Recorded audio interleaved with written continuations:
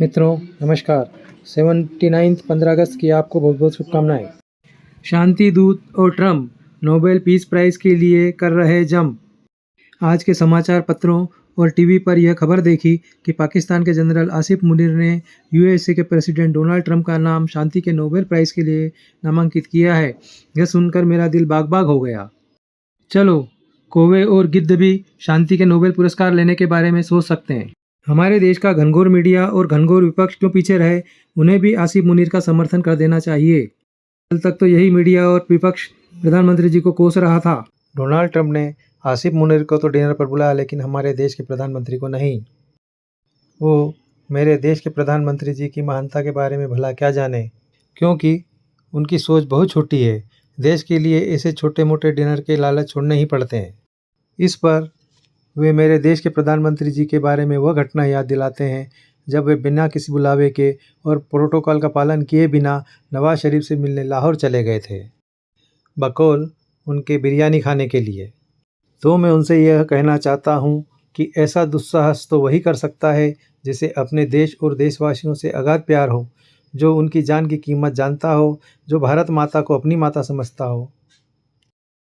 उस समय मेरे देश में हो रही आतंकवादी घटनाओं को रोकने के लिए पड़ोसी देश के प्रधानमंत्री से मिलने, उसके सहयोग की संभावना तलाश करने अपनी जान जोखिम में डालकर पाकिस्तान गए थे, ताकि मेरे देश के लोगों के जानो माल की सुरक्षा आतंकवादियों से की जा सके। इसके लिए वे किसी भी स्तर तक जाने के लिए तत्पर हो गए। वह अपने देश के हित के लिए सारे लांछन भी अपने सर पर लेने के लिए तत्पर रहे। उन्होंने इस संबंध में आज तक सवाल करने वालों को जवाब नहीं दिया। वो शख्स है नरेंद्र दामोदर दास मोदी, मेरे देश के प्रधानमंत्री। जहाँ तक बिरयानी खाने का प्रश्न है, पाकिस्तान की ऐसी बिरयानी पर तो मेरे देश का गरीब से गरीब भिखारी भी थूकने के लिए तैयार नहीं होगा। इंडियन एयरलाइंस का एक विमान अपहरण कर काठमांडू से कंधार ले जाया गया था।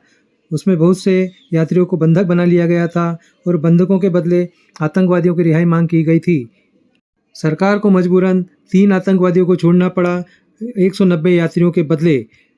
तब विपक्ष पूछता है कि उन आतंकवादियों को क्यों छोड़ा गया, तो मेरा प्रति प्रश्न है, फिर क्या किया जाता?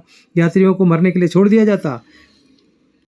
सरकार ने व्यावहारिक फैसला लिया और सभी बंधकों को छुड़वा लिया।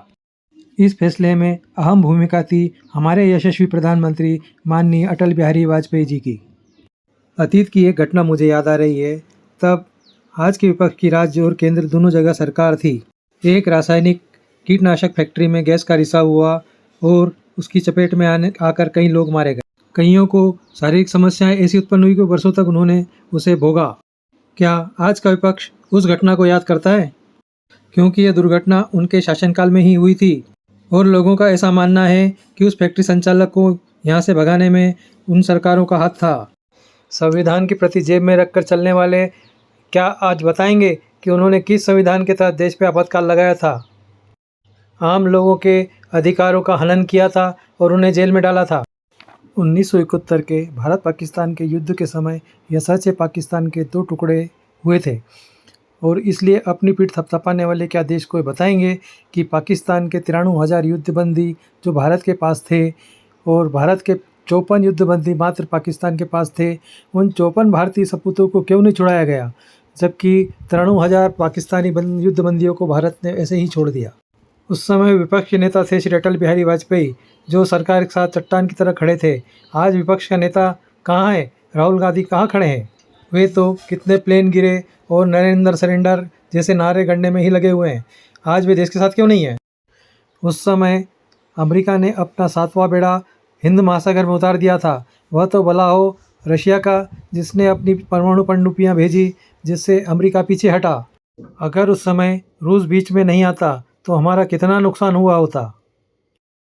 अंत में एक ही सलाह दूंगा, यदि वे जीतना चाहें तो दूसरे की लाइन को छोटी करने की बजाय अपनी लाइन को बड़ी करें, तभी वे आगे बढ़ पाएंगे।